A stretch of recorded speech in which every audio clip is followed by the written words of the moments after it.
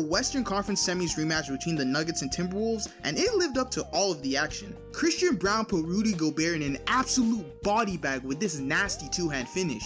And he had that man fighting demons on the court, swinging at anything. Shit, I'd be salty too if I got done that dirty. Aaron Gordon came out of nowhere and turned into Ray Allen, hitting 5 of his 7 threes on the night. And MPJ finally had a solid shooting night as well. Jokic, as per usual, was doing everything on the court for the Nuggets. But as soon as he got off the court, the team instantly became an unwatchable mess yet again. No thanks to the elite shooting of Russell Westbrook. The momentum swung back and forth between the two teams all night, and it was no different in the fourth quarter, with the Nuggets starting the period trailing by double digits to then storm back with an emphatic 23-5 run, securing a 10-point lead for themselves. But Nickeil Alexander-Walker and Ant-Man had different plans, each coming up big with some major buckets down the stretch to put Minnesota right back in it. Christian Braun most definitely got fouled on this potential game-tying shot, but Minnie ultimately secures a comeback W at home. Help me bring it in! Hey, that man Grant Williams had a hit out on Jason Tatum, man, because no way he can say this foul didn't have some extra oomph to it. Put his whole shoulder into Tatum's body like a damn linebacker. Hey, the man is built for football, that's undeniable. Even Draymond thinks it's deeper than a basketball play. But I know the dude who is literally the poster child for dirty plays against his teammates, and for having zero control of his emotions, isn't talking about self-awareness and goofiness. But onto basketball, the Hornets really did put up a good fight against the reigning champions all the way through. They were right there neck and neck with the Celtics all the way into the fourth quarter, but then their poor late game execution and overall youthful inexperience took them out of the game. Charles Lee really has them boys committed more defensively, which has only made their fast break offense that much more lethal with LaMelo leading the charge. He dropped another calm 30 piece, which has really become the norm for him this season as he continues to play at a bona fide all-star level. And his backcourt running mate off the bench, Tre Mann, continues his successful agenda for the 6th Man of the Year award, dicing the defense up for 23 points on 55% shooting.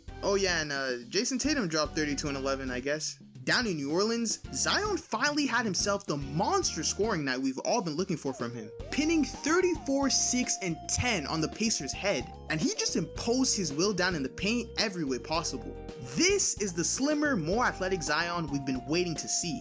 Hey, the Zion and Ingram duo had some sweet connections out there too, for all the doubters saying they can't play together. Rookie center Yves Missi made some major highlight plays on both ends of the floor in his first game as a starter, and he really made his impact felt as a 5-man with 10 rebounds. Missi might have just earned himself a full-time starting job for the Pelicans, seeing just how badly Daniel Theis had been playing for them. That Indiana Pacers defense is really non-existent. These dudes let Paulo drop 50 on them not even a week ago, and Tyrese Maxey 45 not long before that. But worse than that, our boy Tyrese Halliburton continues his struggles this season, finishing 2 of 8 from the field and 1 of 6 from 3 for a whopping 11 points. Did have 11 assists though. Listen, I know it's early, but the rumors might be true. The league might have really just figured out how to completely clamp this dude Halliburton.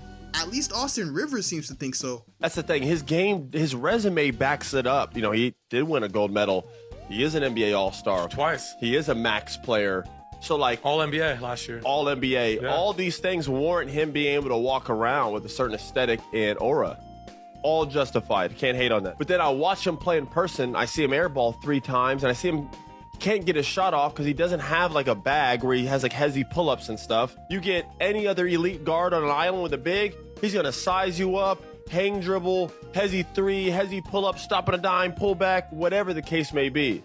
Halliburton like crab dribbling around, he like goes side to side, doesn't have like handles like that, needs a pick, comes off like do a pump fake and up and under 3. Like it's like, what the hell is that? You know what I mean? Like I don't see it. LeBronto stopped by in his city up north and had himself a night. 27 and 10, cashing it from behind the arc with 5 threes, and dishing out some Showtime level dimes. Anthony Davis continues his historical start to the season with another MVP level performance. 38 points, 11 rebounds, 3 steals, and 2 blocks. Grady Dick and RJ Barrett helped lead a fake comeback for the Raptors in the second half that actually made the game finish close. Star J Barrett went for 33 and a shocking 12 assists on great shooting, and Mr. Dick himself finished with 31 points, 7 rebounds, and 5 threes made. It's about time we start acknowledging the clear year 2 jump Grady Dick has made this season. He's expanded his game beyond just being a catch and shoot threat and actually going out and putting the ball on the floor to create. Dick is averaging 19 points per game on the season, and he's taken full advantage of his opportunity as a starter with the Raptors' early injuries.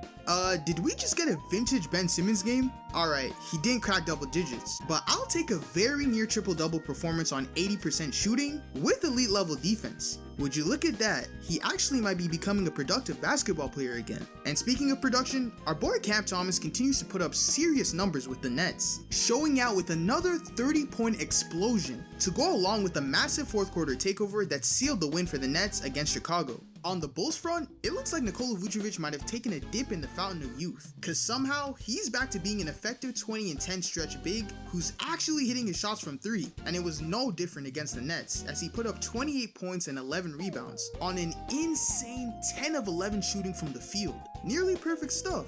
His only miss was behind the arc where he still shot a brilliant 3 of 4. Okay, Big Vooch, I see you. Oh yeah, and shout out to the Cavs for starting out 6-0, probably the most under the radar team in the NBA right now. Absolutely taking care of business like a high level team does. Big ups!